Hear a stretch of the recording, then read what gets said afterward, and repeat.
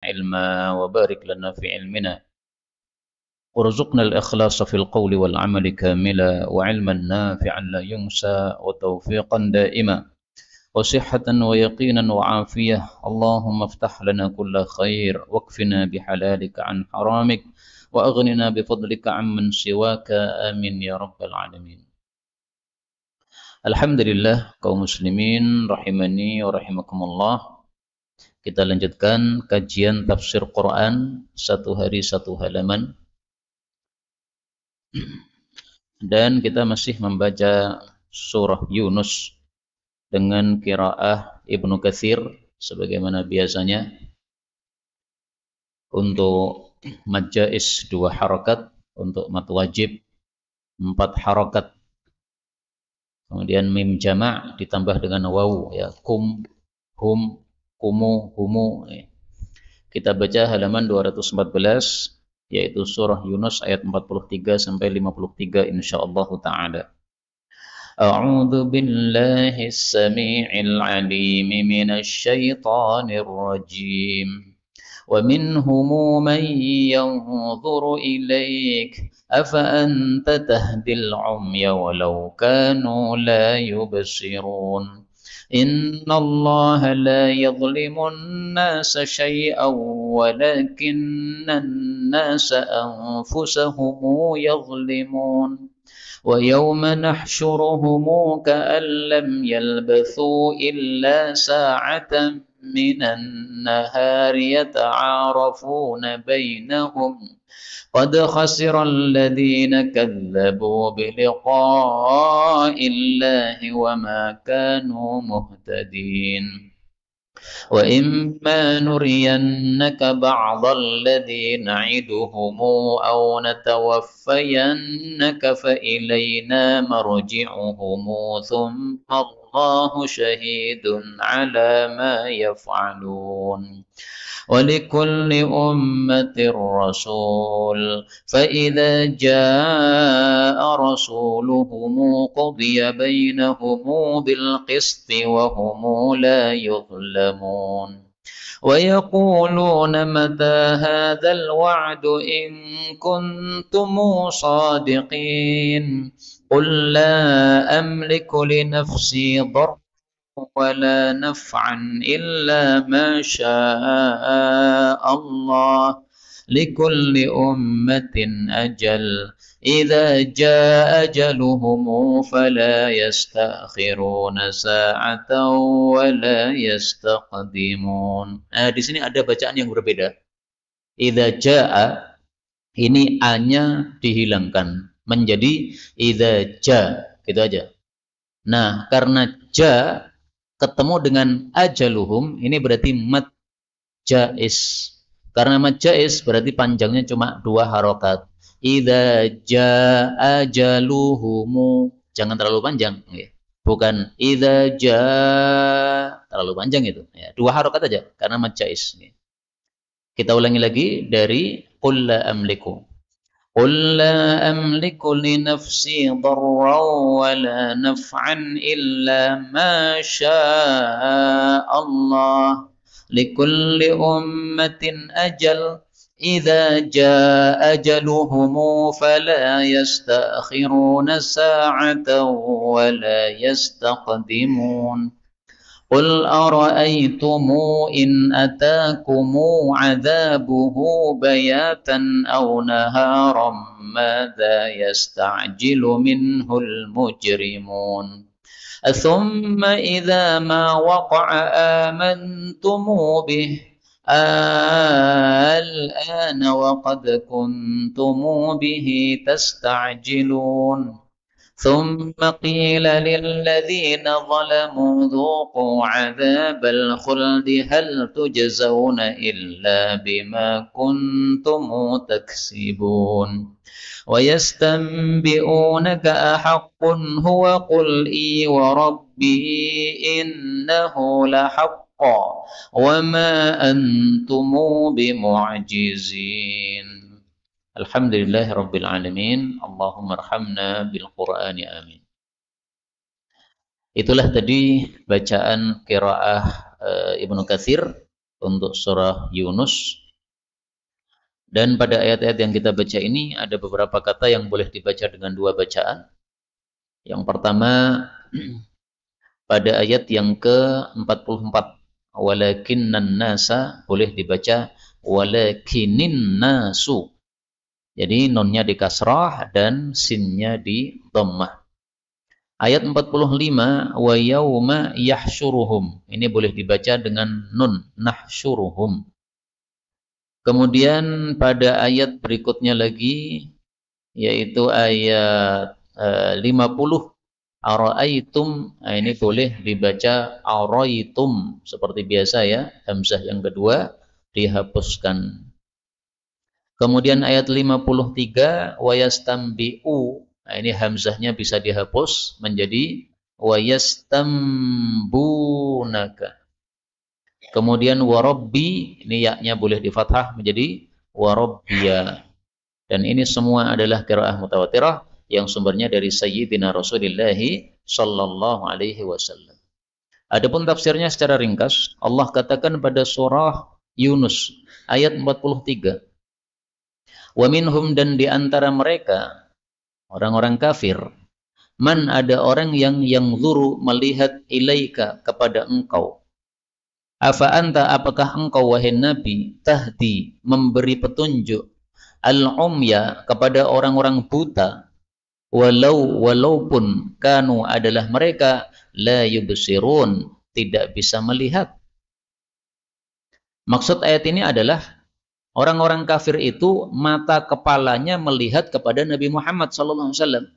Itulah makna yangzur, melihat, yaitu mata kepalanya melihat. Tetapi mata hatinya tidak melihat. Itulah yang dimaksud al-umya, orang-orang buta, yaitu buta hatinya. Maksudnya, kalau melihat Nabi Muhammad dengan mata kepala, tetapi tidak membuka mata hati, ya tidak akan beriman. Sebaliknya, orang yang tidak pernah melihat Nabi Muhammad SAW, mata kepalanya tidak pernah melihat Nabi, tapi kalau hatinya dibuka, maka dia bisa menerima Nabi Muhammad SAW. Ya seperti kita ini, Nabi Muhammad nggak pernah kita lihat, tapi kita percaya ada beliau, dan kita percaya bahwa beliau seorang Nabi. Nah, maka kita ini bukan orang-orang buta, yaitu tidak buta hatinya. Sementara orang-orang kafir di masa Nabi Muhammad SAW, meskipun mereka tidak buta matanya, tapi disebut oleh Allah orang-orang buta karena buta hatinya. Mana lebih penting, mata hati atau mata kepala? Jelas lebih penting mata hati. Karena mata kepala ini hanya untuk melihat yang zahir.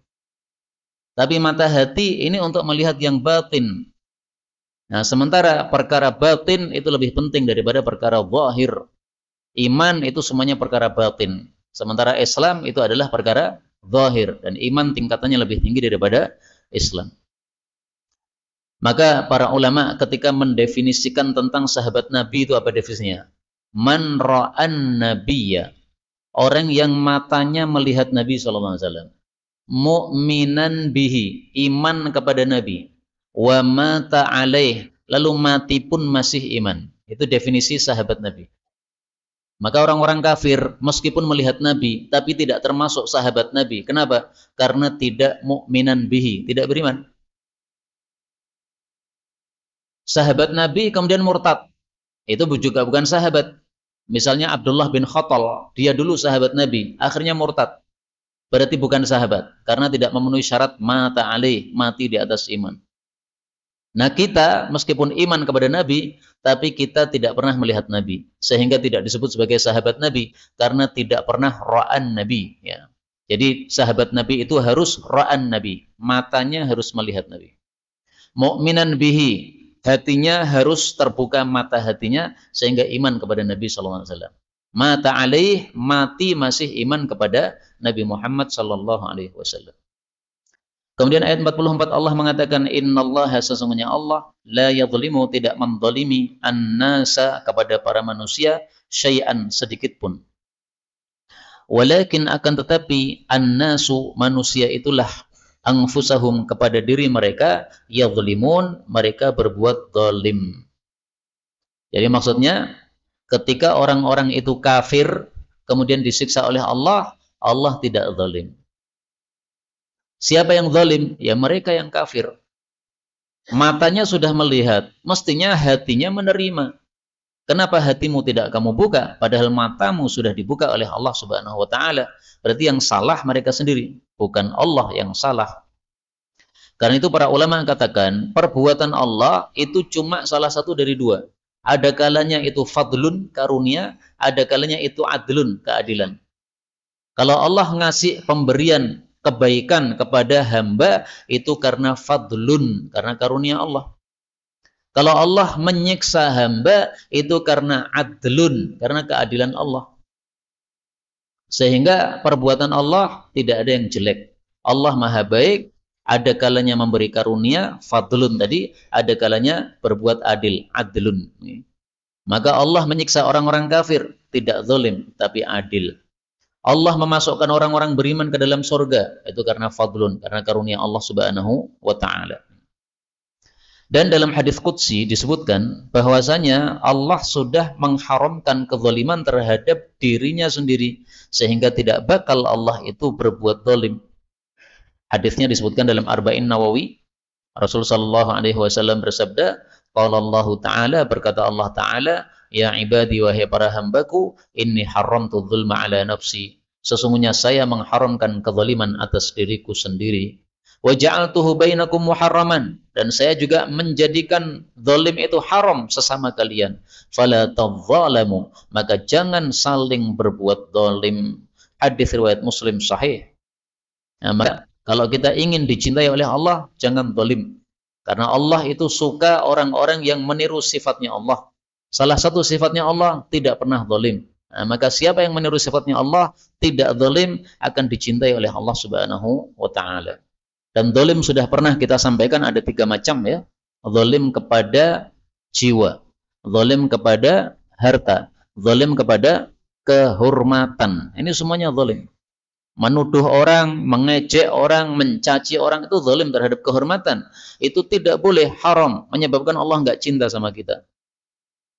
Ayat 45, wa yauma, dan pada hari, nahsyuruhum, kami mengumpulkan mereka.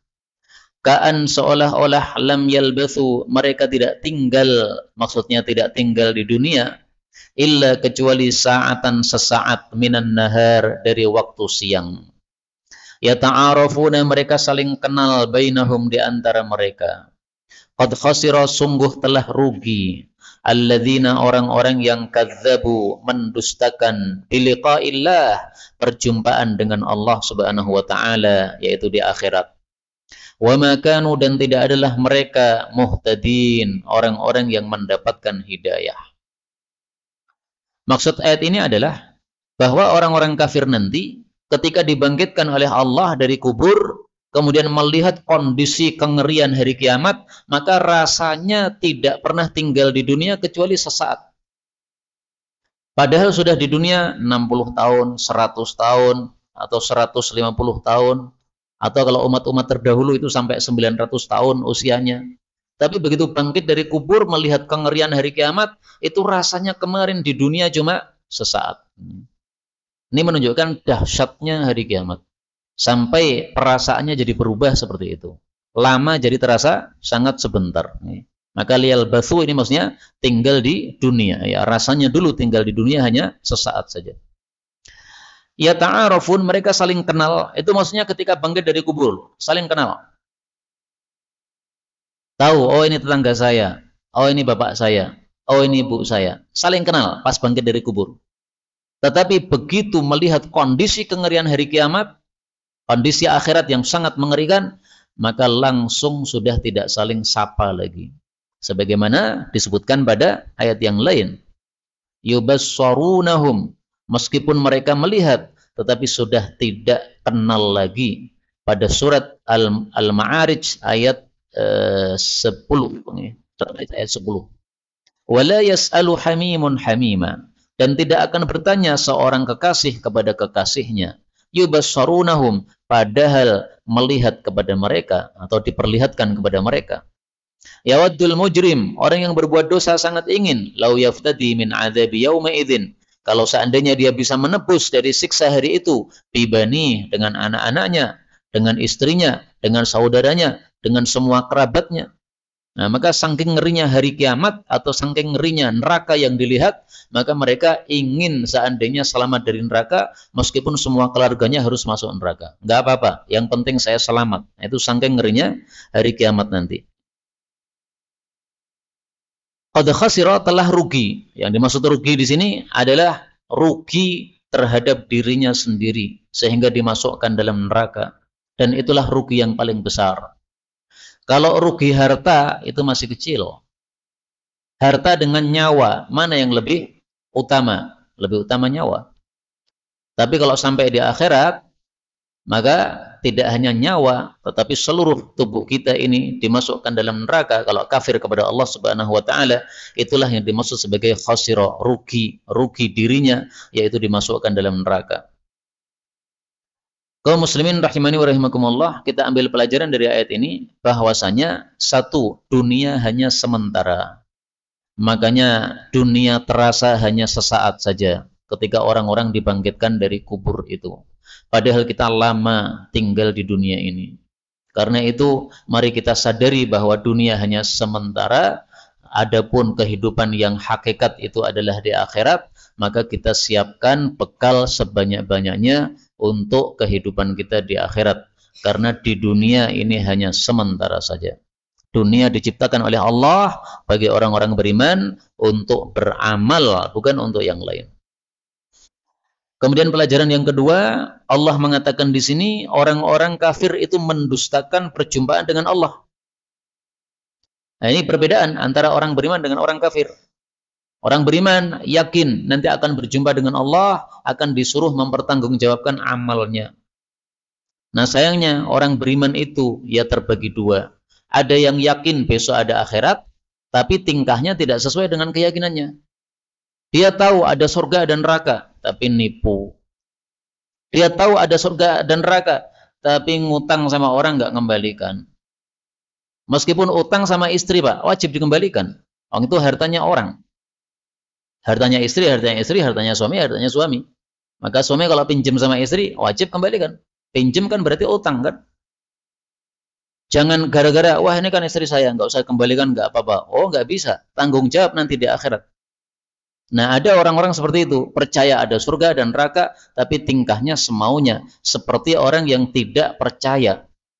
Maka manusia bisa dibagi tiga. Satu, orang yang tidak percaya tentang surga neraka, itu orang kafir. Dua, ada orang yang percaya tentang surga neraka, yaitu orang Islam, tapi tingkahnya tidak sesuai kepercayaannya.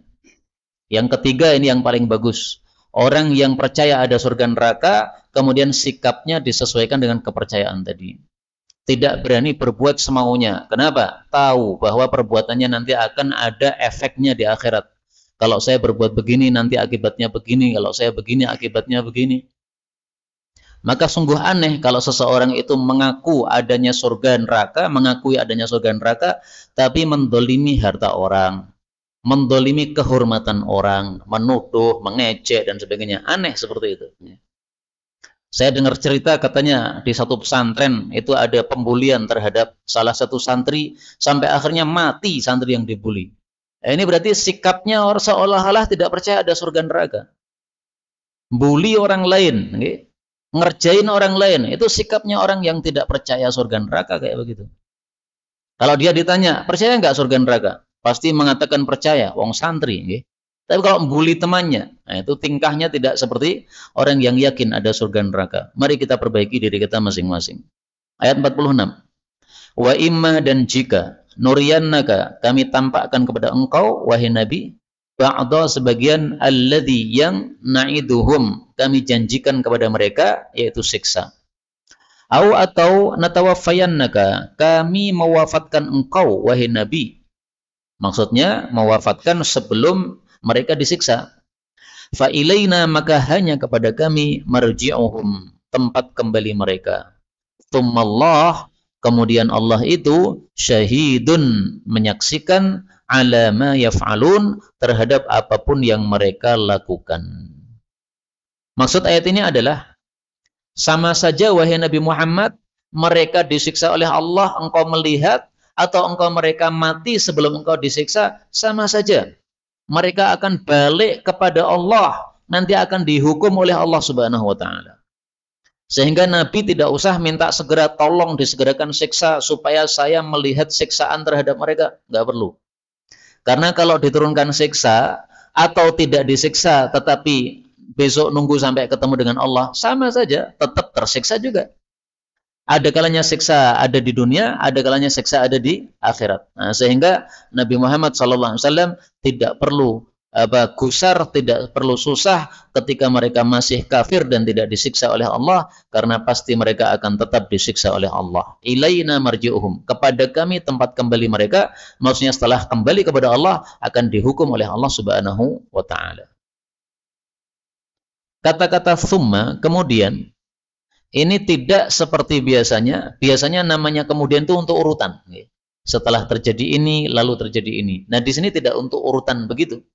Sehingga dalam tafsir Baghawi dikatakan thumma bimakna wa. Thumma di sini maknanya sama dengan dan.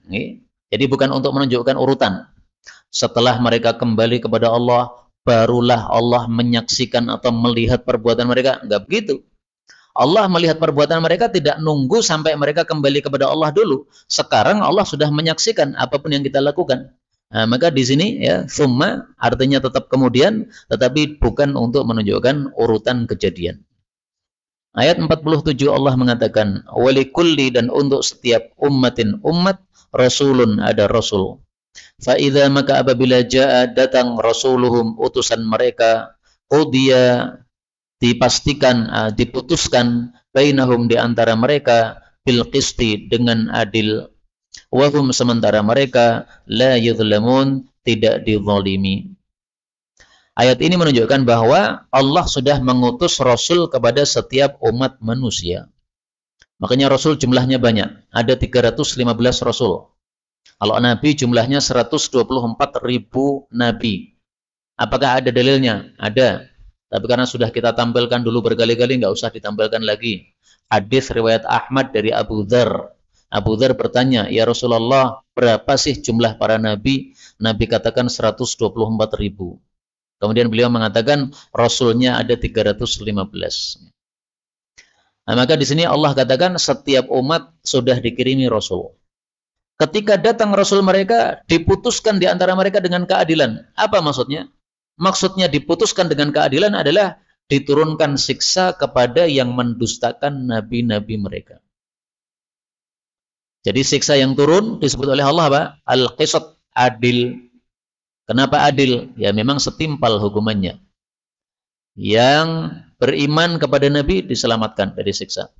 Yang tidak beriman dikenai siksa. Nah, sudah adil kan? Sudah pas. Balasan sudah setimpal dengan perilakunya masing-masing.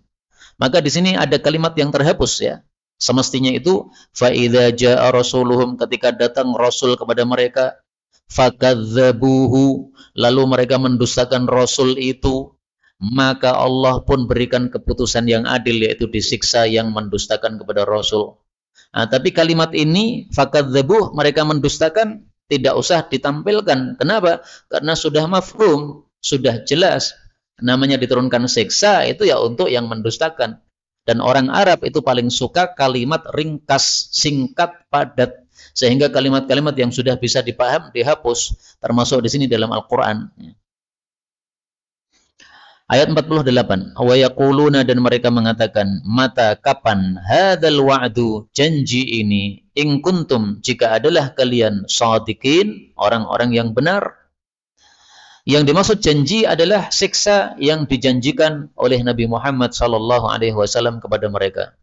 Wahai kaumku, kalau kalian tidak beriman kepadaku, nanti akan turun siksa. Nah, maka kaumnya bertanya, mata, kapan? Katanya siksa. Sampai sekarang juga nggak turun siksa. Jadi mereka bertanya di sini bukan untuk pengen tahu jawabannya, tapi bertanyanya untuk mengejek. Soalus tihza, pertanyaan untuk mengejek. Karena mereka nggak percaya adanya siksa. Bahkan ada yang lebih kurang ngajar lagi kepada Nabi Muhammad SAW, malah menantang untuk diturunkan sekarang. Surat Al-Anfal ayat 32. Wa idh qalu, mereka mengatakan, Allahumma in kana hadza huwal haqqa min indik. Wahai Allah, kalau memang ini benar datang dari Engkau, Fa'amtir alaina hijaratan minas sama. Maka sekarang turunkan batu dari langit. Sekarang, nggak usah nanti-nanti. Awi'tina bi'adzabin alim. Atau turunkan siksa yang menyakitkan. Sekarang, nggak usah nanti-nanti. Ini kan nantang sama Allah nih. Ini lebih kurang ngajar lagi. Jadi ada orang-orang kafir yang sangat kurang ngajar sampai nantang seperti ini. Ada orang-orang kafir yang kurang ngajar tapi tingkatnya lebih rendah, lebih ringan. Yaitu bertanya tadi. Mata, kapan Muhammad? Siksa katanya datang, kapan? Maka Nabi Muhammad disuruh menjawab oleh Allah Subhanahu wa taala. Qul, katakanlah wahai Nabi, la amliku. Saya tidak menguasai li nafsi untuk diriku darran kemadaratan wala naf'an, tidak pula manfaat illa kecuali masya Allah, apapun yang Allah kehendaki. Jadi artinya untuk saya sendiri saja saya nggak bisa menolak madarat maupun mendatangkan manfaat. Apalagi untuk kamu, tambah nggak bisa lagi saya. Jadi saya datangkan siksa kepada kamu, saya nggak bisa. Saya datangkan nikmat kepada kamu, juga saya nggak bisa. Wong memang saya ini hanya seorang hamba, yang memberikan manfaat madarat hanya Allah. Maka dari ayat ini diambil pelajaran bahwa yang bisa menolak madarat dan memberikan manfaat cuma satu, yaitu Allah. Karena itu sudah sering disampaikan oleh guru kita Ustadz Asyuri hafizahullah. Kalau kita sakit, pikirannya jangan langsung kepada dokter. Dokter bisa apa dokter itu? Sakit jangan pikirannya langsung kepada obat. Obat bisa apa? Yang bisa memberikan kesembuhan itu Allah. Ini dalilnya. La amliku li nafsi darran wala naf'an illa ma sya Allah. Ini kalau untuk obat sama juga. Sesungguhnya obat itu la yamliku li nafsihi darran wala naf'an illa ma sya Allah. Dokter juga begitu. Sesungguhnya dokter itu la yamliku li nafsihi darran wala naf'an illa ma sya Allah. Dan semuanya Allah yang bisa memberikan manfaat atau madarat. Kemudian Allah katakan likulli ummatin, untuk setiap umat ajalun, ada ajal. Ajal maksudnya waktu kematiannya. Jadi kalau kalian nanti matinya kapan, itu nanti akan turun siksa. Nah, kalau mati kalian belum tiba waktunya, ya siksa tidak akan turun. Maka ini sesuai fakta. Mereka minta disiksa oleh Allah, enggak segera disiksa. Karena memang belum tiba waktunya. Tapi begitu Nabi Muhammad sudah hijrah ke Madinah, kemudian tahun 2 Hijriah beliau melakukan perang Badar, nah, saat itulah ajal mereka sudah tiba. Maka mereka mati banyak. 70 mati, 70 ditawan. Nah, itu sudah tiba ajalnya. Idza jaa, apabila sudah datang ajaluhum, ajal mereka, fala yastakhirun, maka mereka tidak bisa meminta diundur saatan sesaat, wala, dan tidak pula yastaqdimun, minta dimajukan. Jadi kalau sudah waktu matinya tiba, maka tidak bisa ditunda atau ditolak. Sebagaimana sabda Nabi Shallallahu Alaihi Wasallam dalam hadis yang lain, bahwasanya kalau seseorang itu sudah tiba waktu kematiannya di satu tempat, maka Allah bikin dia perlu ke tempat tersebut. Idza qadallahu ta'ala li'abdin, apabila Allah sudah menetapkan untuk seorang hamba ayyamuta bi ardin, mati di satu tempat, ja'alallahu lahu, Allah jadikan orang itu ilaiha hajatan, butuh pergi ke tempat tersebut. Untuk apa pergi ke tempat itu? Untuk mati. Karena memang sudah ditetapkan oleh Allah. Ini sudah jadwalnya kamu mati, matinya di sono. Nah, akhirnya dia pergi ke sono. Ada seorang guru saya, Syekh Saleh Munajjid. Dia bercerita. Saya safar dari rumah saya menuju ke tempat dakwah, pengajian. Selesai pengajian, kemudian diajak jalan-jalan oleh teman dia untuk naik kapal kecil, kapal boat ya, di laut. Karena beliau tinggalnya di perkotaan, tidak pernah lihat laut. Nah, maka oleh temannya dipaksa, ayo Syekh ke laut, supaya seger melihat kondisi laut. Nanti ngaji lagi sudah semangat lagi. Sebenarnya beliau menolak, Pak.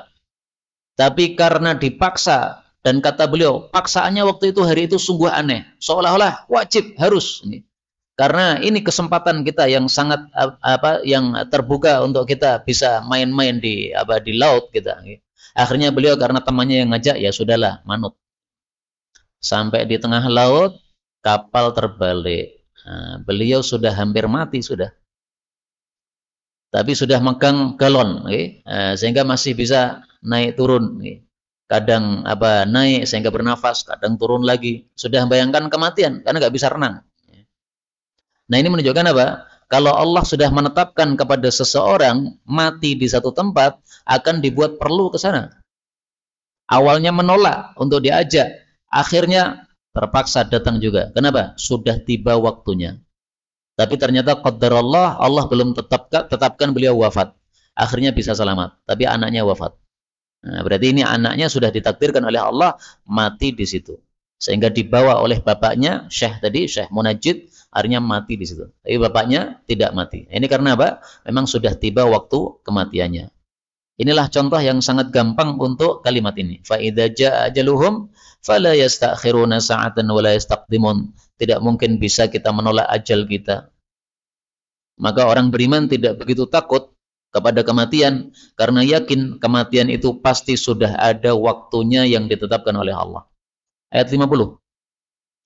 Kul katakanlah ara'aitum, apa pendapat kalian? In atakum, jika datang kepada kalian azabuhu, siksa Allah, bayatan malam hari, au naharon, atau siang hari. Mada yasta'jilu minhul mujrimun? Apa yang minta segera terhadap Allah orang-orang yang berbuat dosa itu? Ayat ini menunjukkan bahwa siksa Allah itu bisa datang kapan saja. Malam bisa, siang bisa. Terserah Allah Subhanahu wa taala. Tapi memang seringkali siksaan itu datangnya malam hari. Bayatan, malam hari. Sehingga didahulukan sebutannya oleh Allah karena lebih sering datang siksa malam hari. Contohnya, Allah Subhanahu wa taala mengatakan, "Wala yaltafit minkum ahadun. Ala inna mau'idahumus subh. Alaysa as-subhu biqarib. Fa asri bi ahlika bi qit'in minal lail." Kata Allah kepada Nabi Lut pada surat Hud ayat 81, ajaklah keluargamu semuanya pergi dari kampung itu di waktu malam. Wala yaltafit minkum ahad. Jangan noleh ke belakang. Illa mura'ataka innahu musibuha ma asabahum. Tapi istrimu nanti akan kena siksa. Inna mau'idahumus subh. Sesungguhnya janji, waktu perjanjian siksa mereka adalah di waktu subuh. Nah, jadi siksanya datang waktu subuh. Masih gelap gulita, masih malam. Itulah kebiasaannya siksaan Allah datang. Demikian juga pada surat yang lain. Allah Subhanahu wa taala mengatakan pada surah Al-Qalam ayat 19, "Fatafa 'alaiha ta'ifum mir rabbika wa hum naimun." Datanglah siksa dari Allah dalam keadaan mereka masih tidur. Sering kali siksa datang ketika malam hari. Tapi kadang juga siksa datang pada siang hari. Terserah Allah Subhanahu wa taala. Kemudian kalimat ini, apa yang orang-orang berdosa itu minta segera kepada Allah. Ini maksudnya, kalau sudah datang siksa, maka mereka sudah tidak tahu lagi apa yang harus diminta dari Allah. Karena siksa sudah datang. Jadi nggak usah minta segeralah. Karena nanti kalau sudah tiba waktunya siksa, dan siksa itu datangnya biasanya mendadak, maka mereka sudah tidak akan ngerti minta apa lagi sama Allah. Karena sudah betul-betul datang.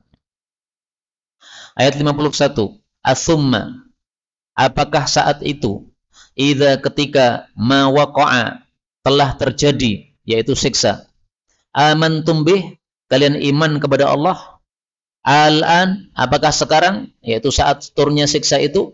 Waqad kuntum, padahal sungguh adalah kalian bihi, terhadap siksa tadi, tasta'jilun, kalian minta segera.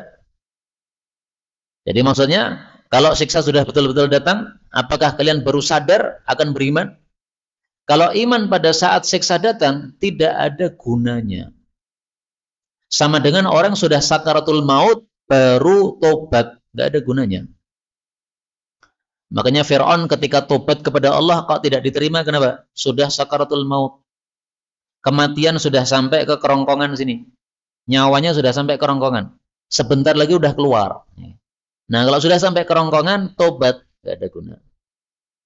Kenapa? Orang yang sudah sampai kerongkongan nyawanya, tobat tidak ada guna. Karena saat itu dia sudah melihat hakikat. Pak. Mata kita ini kan nggak bisa melihat hakikat kan? Kita bisanya melihat yang tampak-tampak gini. Tapi begitu nyawa sudah sampai kerongkongan, nah, malaikat maut itu jadi tampak. Wah, ngeri sekali malaikat maut. Nah, begitu malaikat maut tampak, baru percaya. Ya nggak ada gunanya. Sudah telat, sudah. Karena saat itu sudah disibak oleh Allah Subhanahu wa taala hakikat yang dijanjikan oleh Nabi Muhammad sallallahu alaihi wasallam. Kita tampilkan dalil yang menunjukkan bahwa Fir'aun tidak diterima tobatnya ketika sudah sakaratul maut. Surat Yunus ayat 91. Ayatnya mirip. Al-an, apakah sekarang wahai Fir'aun kamu tobat? Wa qad asaita qablu, padahal kamu sebelumnya maksiat terus, wa kunta minal mufsidin, dan kamu termasuk orang-orang yang berbuat rusak. Artinya tidak diterima imannya oleh Allah Subhanahu wa taala. Padahal kalimatnya Fir'aun sebenarnya sudah jelas dia tobat. Dia mengatakan la ilaha illalladzi amanat bihi banu Israil wa ana minal muslimin. Tidak ada Tuhan kecuali yang disembah, yang diimani oleh Bani Israel, dan saya sekarang ikut muslim seperti Bani Israel. Oleh Allah enggak diterima. Kenapa? Karena kerongkongannya sudah kedatangan roh. Seandainya rohnya masih di dalam sana, jadi belum melihat malaikat maut, dia mengatakan kalimat ini masih diterima. Jadi misalnya awal tenggelam, awal tenggelam kan rohnya masih di dalam, Pak, belum sampai kerongkongan sini. Nah, tapi lama-lama semakin tenggelam, nah, sudah hampir mati, sudah sekarat, baru mau tobat, nggak bisa. Kemudian kata-kata summa biasanya kan diartikan kemudian kan. Nah, di sini oleh tafsir Baghawi tidak diartikan kemudian, tapi diartikan hina idzin. Apakah saat itu? Saat itu yaitu saat datangnya siksa. Atsumma, apakah saat itu? Kalau kemudian itu untuk menunjukkan urutan kejadian, tapi di sini tidak untuk menunjukkan urutan kejadian. Tapi ini maksudnya adalah apa namanya? Kondisi ya, waktu. Atsumma, apakah saat itu ketika datang siksa? 52. Tsumma kemudian qila dikatakan lilladzina kepada orang-orang yang zalamu zalim. Dzuqu rasakanlah oleh kalian adzabal khuldi siksaan yang kekal yaitu neraka. At-tujzauna tidaklah kalian itu dibalas illa kecuali bima kuntum dengan apapun yang kalian dulu yaitu di dunia taksibun kalian mengusahakan atau mengamalkan. Yang dimaksud zalim di sini adalah syirik. Maka orang-orang zalim di sini maksudnya orang-orang yang mati dalam keadaan syirik kepada Allah Subhanahu wa taala. Dan sudah sering saya sampaikan, katsiran ma ya'ti fil Qur'ani az-zulmu bi ma'na syirki. Katsirama sering sekali ya'ti fil Qur'ani zulm. Di dalam Al-Qur'an disebutkan kata-kata zalim bimakna syirki. Maksudnya adalah syirik. Contohnya ya ayat ini. Zalamu, zalim, syirik. Jadi jangan salah paham. Ini bukan berarti siapapun yang berbuat zalim berarti dia dzuqu adzabal khuldi, nanti akan kekal di neraka. Itu salah paham itu. Zalim apa yang dimaksud di sini? Zalim kan tiga macam kan? Zalim sama Allah, syirik. Zalim sama diri sendiri, berbuat maksiat. Zalim kepada orang lain tadi, ya.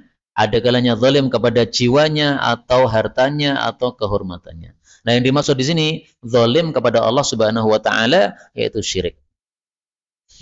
Makanya orang-orang Khawarij yang mudah mengkafirkan umat Islam, yang mereka mengatakan, kalau ada orang berbuat dosa besar berarti dia kafir. Itu karena salah paham terhadap ayat-ayat begini. Mereka artikan zalamu di sini zalim secara umum. Zalim termasuk dosa besar, maka dia masuk dalam neraka. Ini berarti pelaku dosa besar kafir murtad. Ini salah paham.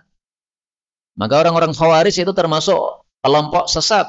Sebagaimana Syiah, sebagaimana Mu'tazilah, sebagaimana Qadariyah. Kelompok sesat semua itu. Karena pemikirannya tidak sesuai pemikiran Ahlus Sunnah wal Jamaah. Ahlus Sunnah wal Jamaah pemikiran yang mengikuti sahabat Nabi, tabi'in, tabi'ut tabi'in. Makanya menafsirkan Quran jangan pakai akal. Nafsirkan Quran pakai tafsiran para ulama. Kita ini bukan ulama. Jangan menerapkan akal kita untuk nafsiri Quran. Enggak nyandak akal kita untuk nafsiri Quran. Ya. Tafsirkanlah Quran sesuai tafsirannya para ulama kita. Adzabul khuldi, siksaan yang kekal, ini maksudnya adalah neraka.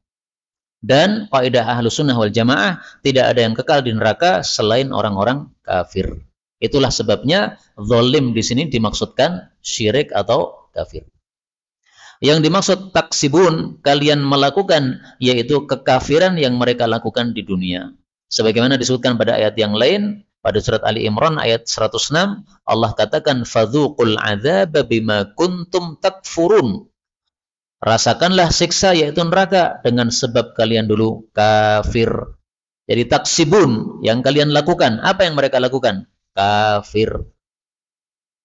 Maka sama sekali ayat ini tidak menunjukkan bahwa pelaku dosa besar berarti kekal di neraka. Tidak. Yang kekal di neraka adalah orang-orang kafir. Qila, dikatakan kepada orang-orang yang zalim tadi. Siapa yang mengatakan? Yang mengatakan adalah para malaikat penjaga neraka. Dari mana taunya? Dari ayat yang lain. Allah Subhanahu wa taala sebutkan pada surat Az-Zumar ayat 71, wa qala lahum khazanatuha, berkata kepada mereka penjaga-penjaga neraka. Perkataannya mirip dengan perkataan ini tadi, yaitu rasakanlah siksa yang kekal. Nah, maka ayat satu dengan yang lain saling menafsirkan. Di sini disebutkan qila, dikatakan. Di sana disebutkan berkata penjaga neraka. Nah, berarti yang berkata di sini sama, yaitu penjaga neraka. Ayat 53 terakhir. Wa yastambi'unaka, dan mereka minta berita kepada engkau, atau mereka bertanya kepada engkau. Ahakun, apakah betul huwa, dia itu? Dia maksudnya siksa. Kul, katakanlah, iya, wa rabbi, demi pemeliharaku. Innahu, sesungguhnya siksa itu, lahakun, sungguh benar. Wa ma antum, dan tidaklah kalian bimu'jizin, bisa melemahkan Allah Subhanahu wa ta'ala. Yang dimaksud melemahkan bisa, yaitu bisa lepas dari siksa Allah. Kalian nggak bisa lepas dari siksa Allah Subhanahu wa ta'ala. Mereka bertanya kepada Nabi Muhammad, apakah siksa itu betul-betul ada? Apakah neraka betul-betul ada? Apakah kiamat betul-betul ada? Maka Nabi disuruh menjawab, I wa rabbi innahu lahaq. Iya, demi Allah, itu adalah benar. Betul-betul ada neraka, betul-betul ada siksa, betul-betul ada kiamat. Kata-kata i artinya iya. Sehingga kalau ada orang sholat ditanya, kemudian dia mengatakan i, sholatnya batal. Dulu sudah pernah kita pelajari kitab Safinatun Najah, fikih Syafi'i. Orang sholat mengatakan satu huruf yang bisa dipaham. Satu huruf yang bisa dipaham, maka sholatnya batal. I, ini termasuk satu kata atau satu huruf yang bisa dipaham.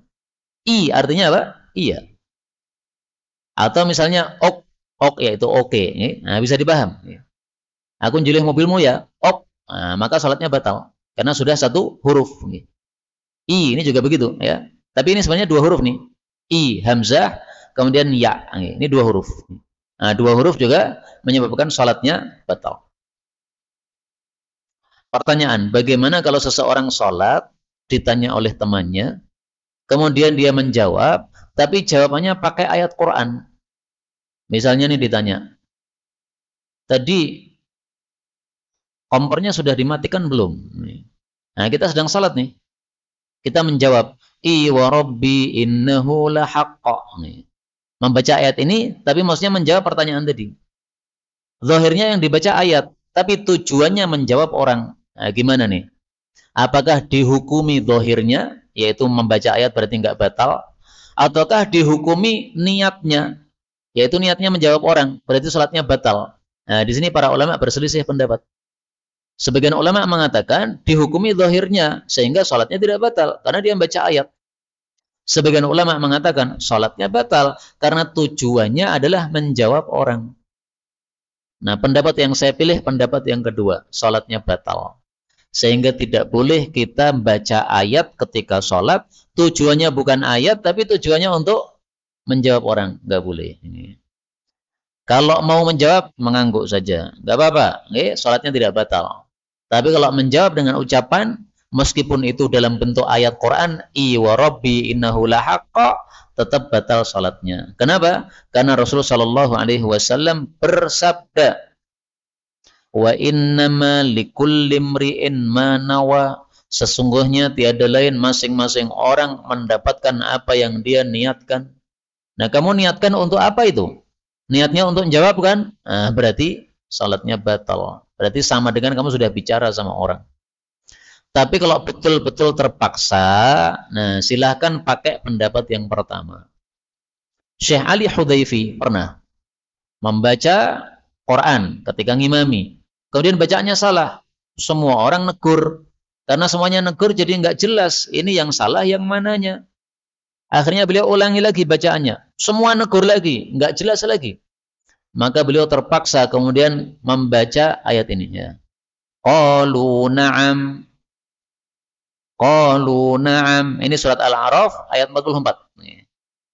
Nah, orang Arab itu kalau mengatakan na'am, itu maksudnya apa? Gitu ya. Nah, maka beliau membaca qalu na'am. Nah, maksudnya apa? Kowe ngomong apa ora cetha. Nah, maka tujuannya adalah apa? Untuk supaya mereka menjelaskan ucapan mereka. Ini karena terpaksa, maka beliau merasa tidak masalah. Tapi kalau tidak terpaksa enggak usah apa? Menggunakan ayat untuk menjawab orang yang berbicara kepada kita. Kemudian kalimat ini, kalian tidak mampu melemahkan Allah alias tidak bisa lepas dari siksanya Allah. Ini makna ayat ini kita temukan dalam banyak ayat. Salah satunya adalah ayat yang sangat populer disalahartikan orang, yaitu pada surat Ar-Rahman ayat 33. Ya ma'syaral jinni wal insi, wahai seluruh jin dan manusia. Ini istata'tum an tanfudhu min aqtaris samawati wal ard. Kalau kalian mampu untuk menembus dari aqtaris samad, penjuru-penjuru langit dan bumi, fangfudu, silahkan nembus. Ini maksudnya besok di hari kiamat, di akhirat Allah kumpulkan manusia di badan mahsyar, sudah melihat neraka di sana di depan. Nah, maka Allah katakan, hei jin dan manusia, ini sekarang kalian sudah di padang mahsyar, pengen lari kemana silahkan kalau mau lari. Apa bisa kalian lari? Silahkan kalau mau lari. Nggak ada yang bisa lari. Nah, sebagian orang salah paham, ini berarti kita disuruh naik ke langit sana. Suruh apa? Datang ke bulan sana. Ini stata'tum an tanfudhu min aqtaris samawati wal ard. Berarti disuruh jadi astronot sana, lari ke bulan sana atau ke Mars sana. Ini tafsir ngawur kayak begini. Coba lihat kitab tafsir mana yang menafsirkan kayak gitu. Enggak ada. Nih, saya tampilkan di sini contoh saja ya. Satu tafsir untuk ayat ini. Sebenarnya kitab tafsir banyak, tapi saya bukakan yang gampang. Beliau mengatakan, ini tafsir Haumat, yunabbihu ta'ala al-insa wal jin ila annahum la mahraba lahum minallahi yaumal qiyamah. Maksud ayat ini Allah memberikan keterangan bahwa mereka tidak bisa lari dari Allah besok di hari kiamat. Di hari kiamat, Pak. Bukan sekarang kita disuruh nembus ke atas, bukan. Tafsir dari mana kayak begitu. Wallahu a'lam bissawab. Inilah yang dapat kita pelajari pada pertemuan kali ini. Betul dari Allah. Kalaupun ada salahnya, fa astaghfirullahal azim li wa lakum. Walhamdulillahi rabbil alamin. Sisa waktu kalau ada pembahasan dipersilahkan. Monggo, Pak. Silahkan.